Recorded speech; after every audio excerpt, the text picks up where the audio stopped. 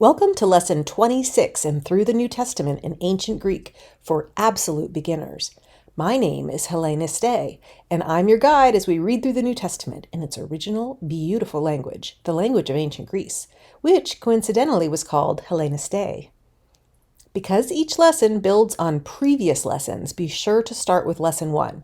And please don't forget to like this video and to subscribe to my channel if you feel so led. Let's get started. Today in Lesson 26, we're going to read through Matthew chapter 11, verses 20 through 30. That'll be to the end of the chapter. We're covering woe to the unrepentant and rest for the weary. And the topics that we're covering will be, first of all, the first aorist tense of the indicative mood. That's the regular aorist. And then we're going to also talk about the second aorist, which is for a group of irregular verbs that have different stems that change.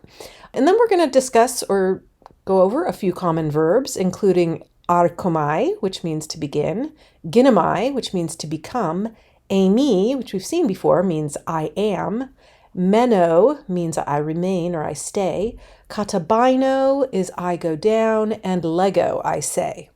We're also going to look at some adverbs, some of which we've seen before, but a lot of new ones. So τότε, pάλαι, σήμερον, μέχρι, μένω, and οὕτος. Conjunctions πλήν, hati, kai, οὐδε, and aion. And prepositions Heiress, έμბροσθεν, epi, apá, hupá, and pros. And finally, we'll learn these particles, οὐαί, on, and nigh. All right, so let's go ahead and read Matthew chapter 11, verses 20 through 22. Τότε ἔρχομαι ονειδίζειν τας πάλες εν Heiress εγένοντο χαι πλήστη δύναμις αὐτοῦ. Hati ου μετενάεσαν. Οὐαί σοι κορασίν. Οὐαί σοι Bethsaida.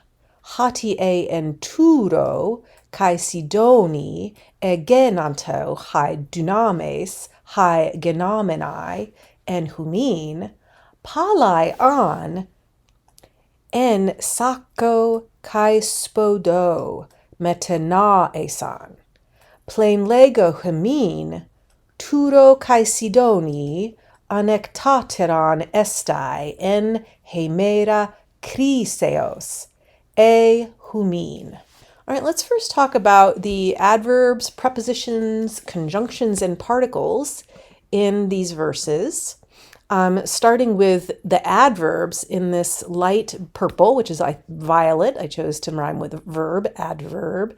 So the violet, we only have two in these verses, but the two adverbs, which remember are words that describe verbs. So here, then, describes when he began, right? So after something else, the previous verses. Τότε. And then we also have pάλαι, which describes when something's going to happen. Long ago, you would have repented. The pάλαι is modifying they would have repented. μετενάεσαν.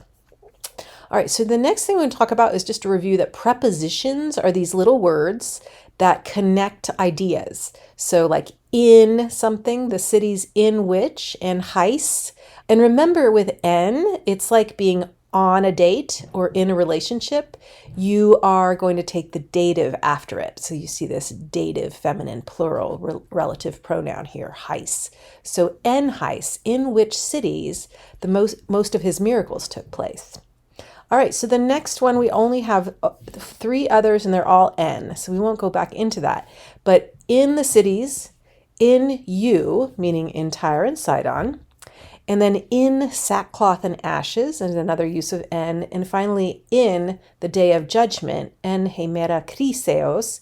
This also would mean, like in English we would say probably on the day of judgment.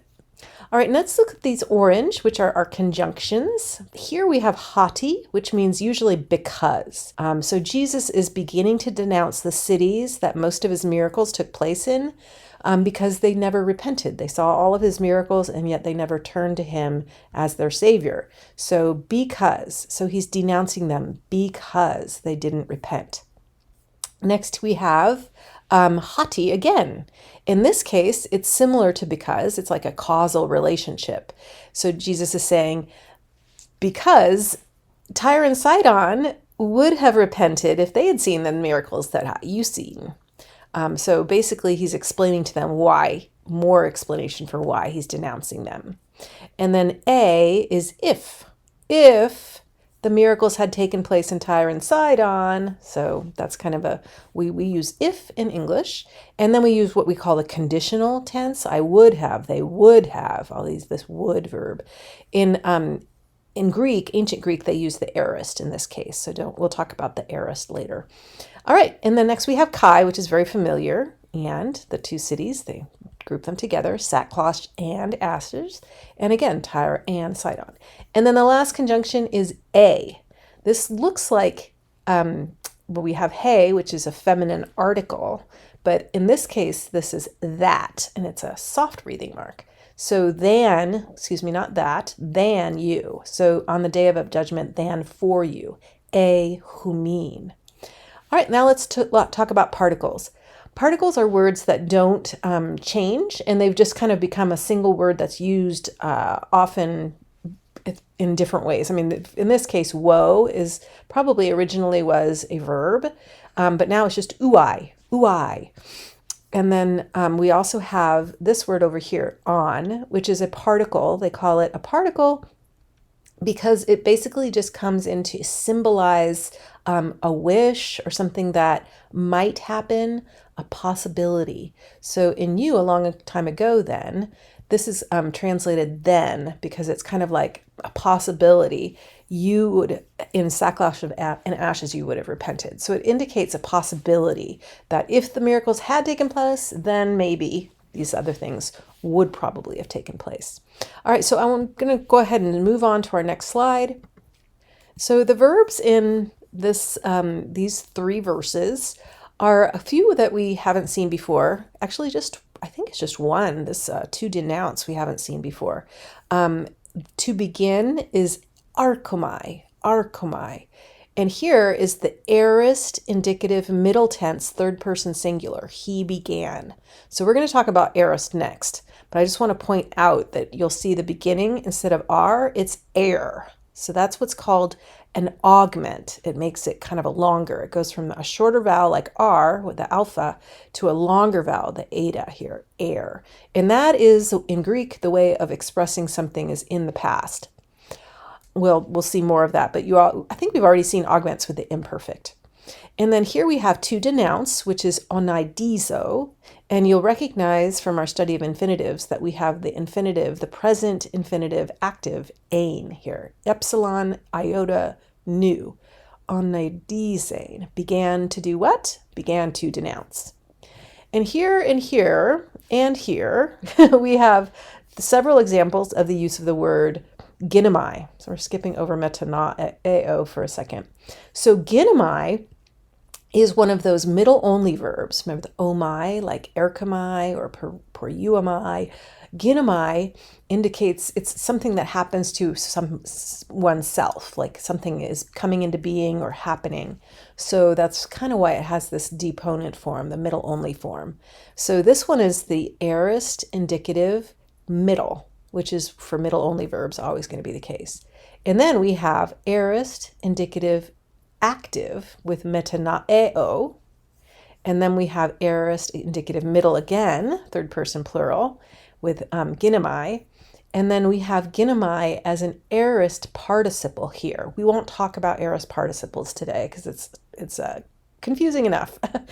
And then down here we have μετανάω again. They would have repented. So we use a conditional form, but here the aorist is used. Now I'm going to talk more about μετανάω, but let me just point out that it's a combination of meta, which means with or for in Greek, and then naeo. And then this epsilon here before the omega is a sign that it is a contract verb. Remember, we have alpha, epsilon, and omega contract verbs. This is an epsilon contract verb. So that's why we have this eta here, and I'll talk about that later. And then we have leggo, I say to you, but I say to you. This is Jesus talking. You'll notice Jesus says this a lot, like you may have heard, but I say to you.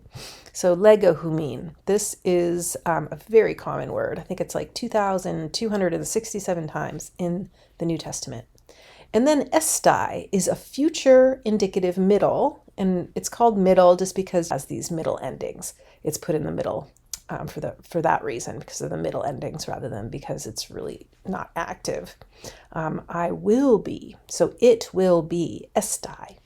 All right, so first let me just remind us of what was the present indicative, and now I want to introduce what the first aorist indicative is. And it's just aorist, but I put first to distinguish it from the second aorist, which we'll be talking about soon. For some verbs, they're second aorist. They're a little bit irregular, but we'll just talk about the regular aorist, which is our first aorist. All right, so using our verb luo, which means I loose, just remember that the present endings are luo, lues, luē, luomen, luete, luusin. And this new here sometimes is dropped, often is there though. All right, now if you wanted to say I loose myself, we would use these middle endings. So I'm not going to go over the passive endings right now, but luamai, notice that this is very similar to the endings of those middle only verbs. Luamai. Luē, you loose yourself. Luatai, he, she, it looses himself, herself, or itself. And then luometha, we loose ourselves. Lueste, you all loose yourselves. And luantai, they loose themselves. All right, and then one of those middle only verbs, in this case, poruamai, means I go. We have poruamai, poruē, poruatai, poruametha, porueste, poruantai. So notice how basically we have the exact same endings here for the middle of a verb that can also be active. But we only, in these middle only verbs, we only use these endings in the present. All right, so it sounds like I go myself, but usually these are verbs of motion or some sort of conversation or things that you would do to yourself that are kind of subject oriented. All right, so let's look at how we change the verb when it becomes past tense. Aorist is our past tense, something that happened. So if there's like a flowing of time, you could have a flowing of time, but aorist usually happens at one particular point. It's not like something that goes on and on like an imperfect would be, but you have a particular moment in time when something happened, like I loosed the horse. You don't want to say something like I loose the horse every day. I used to loose the horse every day. That would be imperfect. But for something that happens on one occasion, at one moment, usually a very succinct point in time, it would be the aorist tense. I loosed, you loosed, he, she, it loosed, etc. So the first thing you'll notice is we have this letter, usually epsilon, but we've seen erxato, we had an eta. That is called an augment. And the augment will indicate to you that something is in the past tense. And we'll see that a lot in the future as we look at past actions. So notice which we just added the epsilon to the beginning of luo. And then we take off the omega, so that comes off. You add a sigma. And the sigma will indicate a few things. In this case, with the augment, it means it's aorist. If we didn't have the augment, it would mean it's future. So we'll talk about that another time. But the augment combined with the sigma here after the stem, that indicates aorist. And then we have alpha endings. I like to think of it, the alpha endings go with aorist, but it's only the first aorist. Second aorist doesn't have the alpha endings. All right, so we have elusa, elusas. So we have a similar idea with the sigma ending the second person singular. And then we have elusen, right? So notice this actually goes back to the e. So it is not with the alpha, it goes up with the epsilon. And then we have elusamen, so similar to amen here, but it's an alpha instead of an omicron. Elusate, ἔλουσαν. So notice both of the third person endings are with the nu. Sometimes this nu is not there, so it's kind of a movable nu. It might not be there. But in the third person singular, you have the epsilon, and in the third person plural, you have the alpha. So just kind of make that distinction. So again, it's ἔλουσα, ἔλουσας, ἔλουσεν, ἔλουσαμεν, ἔλουσατε, ἔλουσαν. All right, now if we are talking about a middle passive, so I was loosed, excuse me, this should be I loosed myself. I loosed myself. So get rid of that. Because we'll have something different for I was loose, but I want to just compare the middle only to the regular verbs with a middle kind of meaning. I loosed myself. Ἐλούσαμεν. Ἐλούσαμεν. So it's the same construction with the epsilon and then your stem, which is the lambda upsilon, adding the sigma, but then instead of these endings, it's amen. And then we have ἐλούσω. Now we have an omega. Ἐλούσατο. And then ἐλούσάμεθα, ἐλούσασθε, ἐλούσαντο. All right, so notice we still have our sigmas, we still have our augment with the epsilons, but instead of having the regular present endings, or not present endings, but the regular aorist endings, you have the aorist middle endings. All right, so instead of oh my, it becomes amen. Instead of a, it becomes o. Etai becomes auto. Amatha becomes amatha with an alpha. Esthe becomes asthe. Ontai becomes onto, all right, with the alpha and then an omicron at the end. So they're similar, but just different enough that you know that it's not present middle, it's aorist middle. You also have the augment and the sigma. So let me read those one more time. Ἐλούσαμεν, ἔλουσω, ἐλούσατο, ἐλούσάμεθα, ἐλούσασθε, and ἐλούσαντο. All right, and then the very last down here is going to be using πορεύομαι. All right, πορεύομαι. Again, you just add your augment, put it in the past, so all of the epsilons, and then you have the same stem, πορεύ, but instead of oh my, you add a sigma and add these aorist endings. Πορεύσαμεν, πορεύσω, πορεύσατο, πορεύσάμεθα. Forgot my accent. Πορεύσασθε, πορεύσαντο. All right, so it's a little bit complicated, but there's a lot of similarities. You notice the epsilon is always there, the sigma is always there, and then these endings are a little bit different for the aorist. All right, so don't worry if you don't get this right away. It takes a little while. All right, so first aorist indicative, I'm going to do for μεταναέω first. So here we have some interesting things. We have, first of all, what we call a prepositional prefix. And sometimes it's pra, sometimes it's epi, sometimes it's meta, sometimes it's ek. But here we have meta, which usually means with.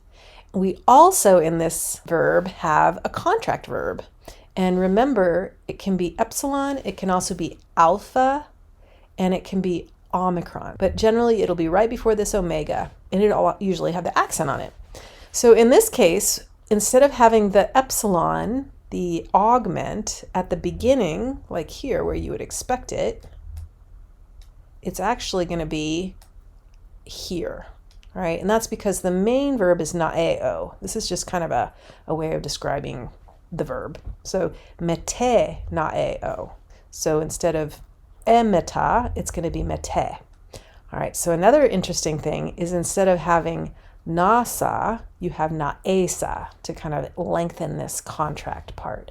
So metenaesa, metenaesas, metenaesen, metenaesamen, metenaesate, metenaesan. So it's a little bit different than what you would expect in normal, but once you recognize it's a contract verb and it has this prepositional prefix, it will make more sense to you. So the epsilon becomes an eta right here in the contract verb, and the alpha at the end of the meta becomes an epsilon to elongate it, put it in the past. right? So this is what it would look like if it was a regular verb, but the epsilon goes elsewhere, and between the stem and the sigma, you have this lengthened eta. All right, so let's talk about ӓρχομαι, which is the word we saw earlier in our verses. άρχομαι, which means I begin. So if you want to say it in the past, which would be aorist tense, because there's a point in time when you begin something. It's a good use of the aorist. It's a kind of as in the flow of time in the past, it happened at a particular time that I began. So in this case, I'm going to compare it down here to our other. Remember, this is a middle only verb because our lexical form ends in omai. So it's similar to prouromai. So prouromai changes to ἐπορεύσαμεν. ἐπορεύσαμεν. So it adds an epsilon. But when a verb already begins with a vowel, it just becomes longer. Instead of adding the epsilon directly onto it like this, the epsilon combines with the alpha and becomes eta. So it's kind of a long elongation. Two short vowels will make a long vowel. So erks. Another thing is you'll notice this ki or chi plus a sigma makes the x sound, which has its own letter in Greek, the xi, xi. So instead of having the chi and the sigma together next to each other, you would just change it to the kasi. All right, so we have Äρχομαι, right? So everything else is the same. You have your stem, which is arch, but that changes to erks. And then you have amen. And then you have erxo, erxato, erxametha, erxate, and erxanto. So it's a little bit odd, but this middle only verb has a vowel at the beginning, and also it has this interesting chi, which combines with the sigma to make a xi. All right, let's talk about second aorist now. Now the second aorist is called second aorist because there's a bunch of verbs that fit into the second aorist. They basically don't follow the first aorist endings at all. They actually follow the imperfect endings. I always try to remember second aorist is imperfect endings. So in this case, well, let's look at three different ones. We have ἔρχομαι, which means I come, ἔχω, which means I have, and γίνομαι, which means I become, all right, or come to be. So ἔρχομαι changes the stem. Instead of erk, it becomes eilth. All right, so the biggest indicative of the second aorist is you have this stem change. Erk is now eilth. And you'll probably recognize that. We see a lot of ἔρχομαι in the past tense. So this aorist is fairly common. So a lot of the second aorist verbs are quite common. In fact, you'll notice in English also our most common verbs like I go, I went. That's pretty common, but it's also very irregular. So you notice a lot of times the most common verbs are going to be second aorist, unfortunately. All right, so I came in the past tense is eilthon. This is an imperfect ending, so it's not the alpha, it's on. And I colored these two the same because they're the same spelling. Notice first person singular and third person plural are exactly the same. So you aren't sure whether it's I came or they came. It's just the context that will tell you. And if somebody doesn't clarify, then it's ambiguous.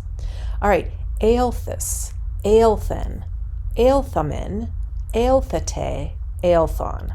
These are just our imperfect endings added to our new stem from the second aorist verb. All right, so it's quite straightforward. You just have to pretty much recognize it. Oh, this is ἔρχομαι, second aorist ending. All right, let's do echo. So echo, I have, becomes esk, esk. So it's eskon, I had. Eskis, you had. Eskin, eskamen, eskate, eskan. So it's very similar. All of the endings, again, are these imperfect endings, but it's the aorist tense because it's the second aorist. So ek becomes esk. And if you were in ancient Greek and you said ekon, everyone would be like, what? It's kind of like I go, I went. You wouldn't say I goed. All right, and then here, γίνομαι, instead of gin, we have egen, egen. So it becomes, instead of γίνομεν, it's egenamen. Sorry, that should actually have the accent here on the E. Not not here.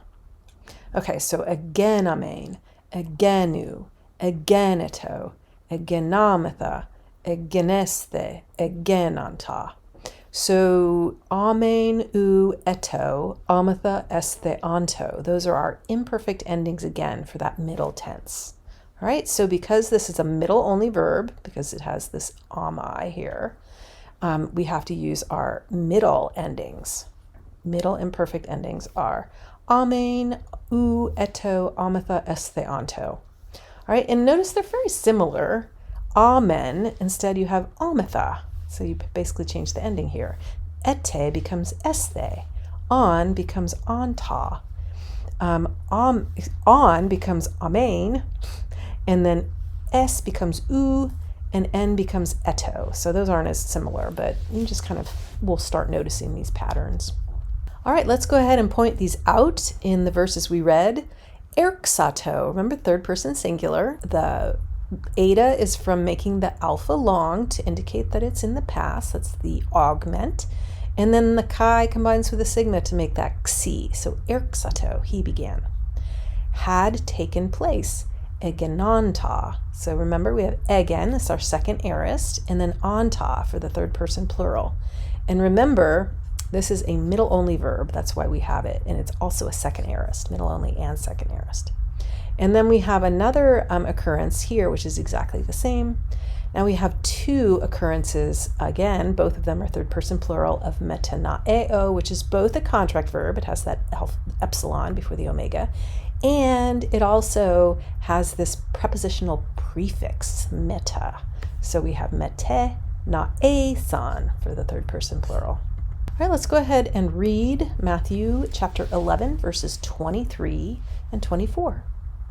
Kai su Capharnaum, me heos uranu hupsothese, heos hadu katabese. Hati en sadamois egenethesan, hi dunames, hi genamenai, en soi, emenen, on mekri te semeiron, plên λέγω humin, hati ge sadamon, anektateron estai, en hemera kriseos soi. All right, so let's start off pointing out all these little words. We have adverbs, which are this violet color. We'll start with those. May, not into heaven will you be exalted. Me heos. Then we have semeiron. That's our only other adverb here. Semeiron means today. Tes semeiron. So it has day here, but it's today. So until today. Semeiron. Now you would think this would be a noun, but it's actually an adverb basically describing something happening on that same day. All right, let's look at our prepositions now. We have heos, which means to heaven. So you're exalted to heaven, and not as you would expect. You would think it would be dative because it's to, but here it's heos is with the genitive, uranu. And then we have hieros, again, to Hades. You will be brought down. Be brought down. This is an example of a middle construction in the future, katabese. Notice we have the sigma and no augment for the future. So heos hadu. You will be brought down to Hades. Yikes. All right, and then our next preposition is en. And we have en again and en again down here. And we know before that it's in Sodom, in you, in the day of judgment or on the day of judgment. And then next, let's look at our conjunctions. Kai, which we are very familiar with by now. Hati, again, this could either mean because or for or that. For, this is a repetitive of what we saw before. If, a, and then plên λέγω humin, but. It's kind of like saying kai, you could use kai for but this is more emphatic, but. And then that, I say to you that. And this is a very common usage of hati to introduce something that you're saying about. I say, and then here's your subordinate clause. What do you say?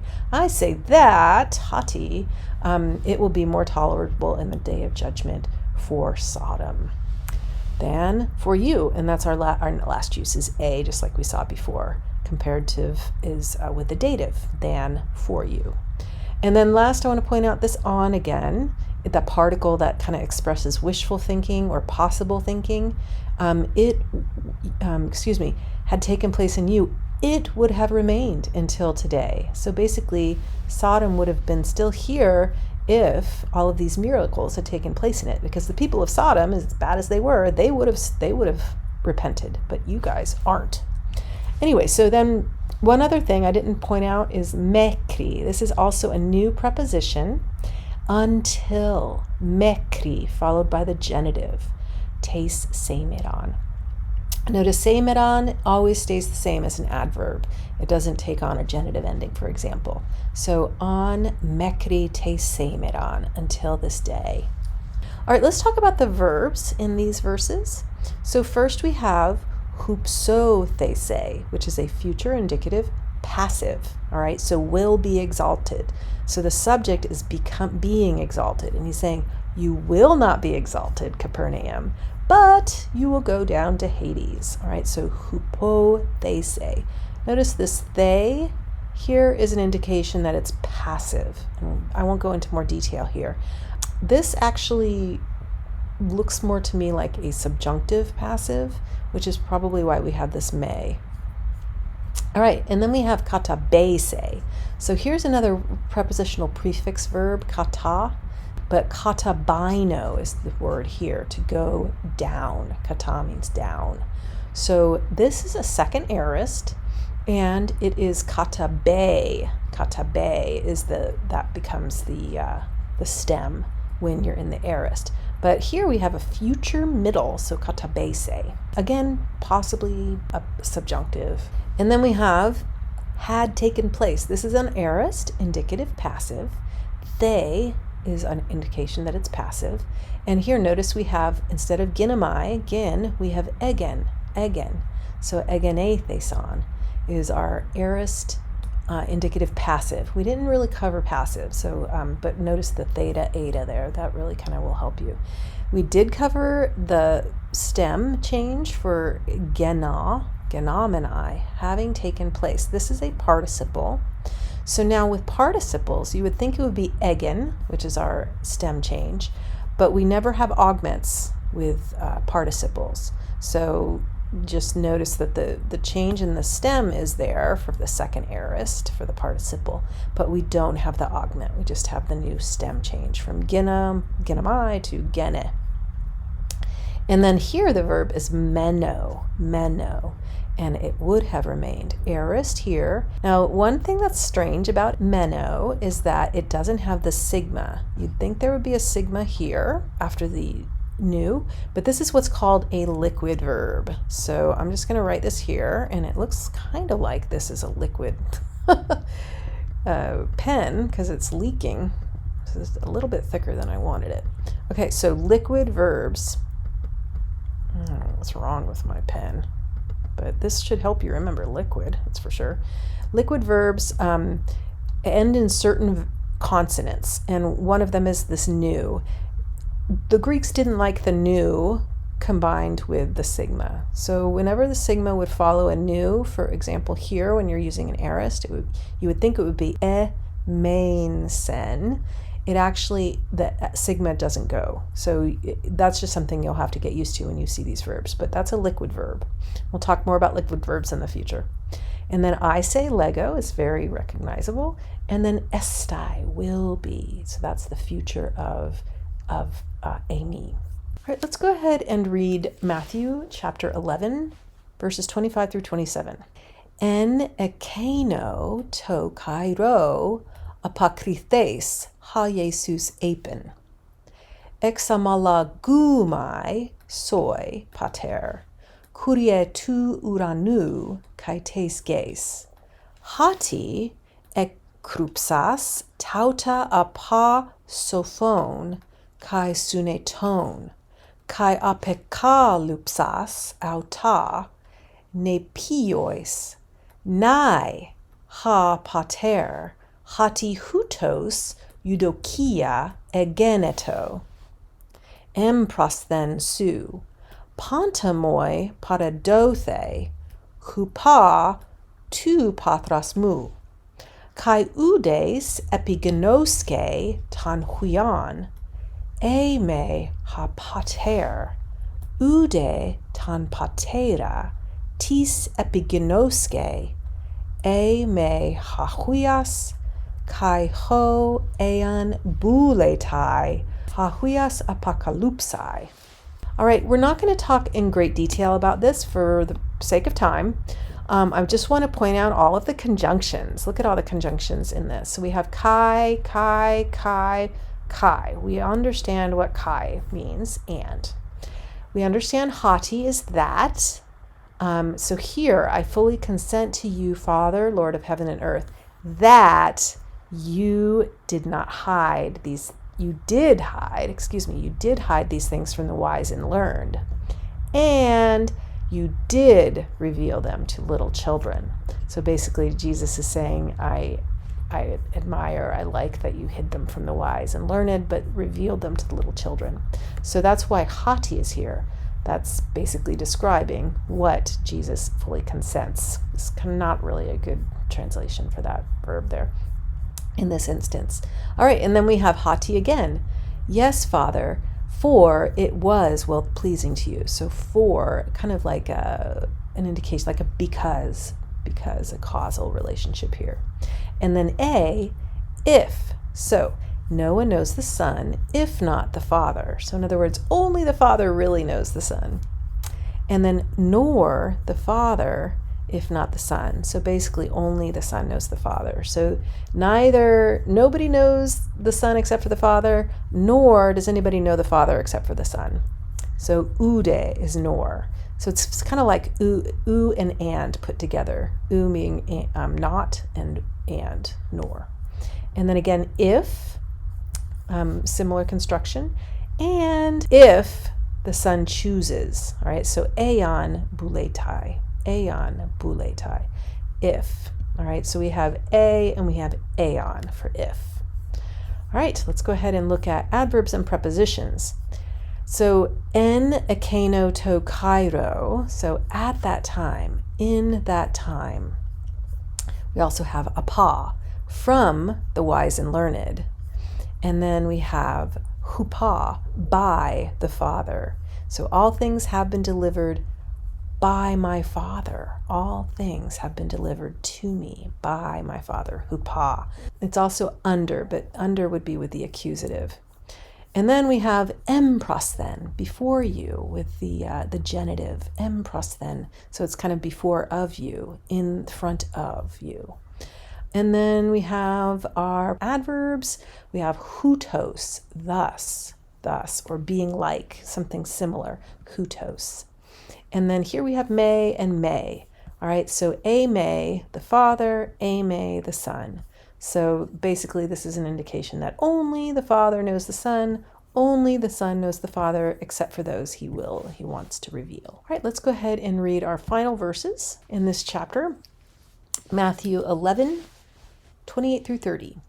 Doute prosme, pantes hoi kapiontes, kai pefortis menoi, kago anapauso humas. Arate tan tsuganmu, efhumas, kai mathete apemu, hati praus eimi, kai ta penas te cardia, kai huresete anapausin, tais psukais humon. Hagar zugasmu, krestas, kai ta fortianmu, elafran estin. Some very comforting verses, good reminders for us. Focusing on the prepositions just in this verse, so many things we could talk about. But let's look at this. Doute prosme, come to me. To, pros, followed by the accusative. So it's kind of towards. And accusative is often directional, like if something's above or below or towards or around, that kind of thing. That is usually an accusative. Right, let's look at, here we have a P and we have a pa, except before a a vowel with a rough breathing mark, we have F instead of epi. Εύχομας. Notice it sounds better. Instead of έψχομας, we combine the p and the ch, and it's εύχομας. Right? And then before a soft breathing mark vowel, like emu, we have up. Opemu. Opemu. So a p becomes ep, and a pa becomes op before a soft breathing mark.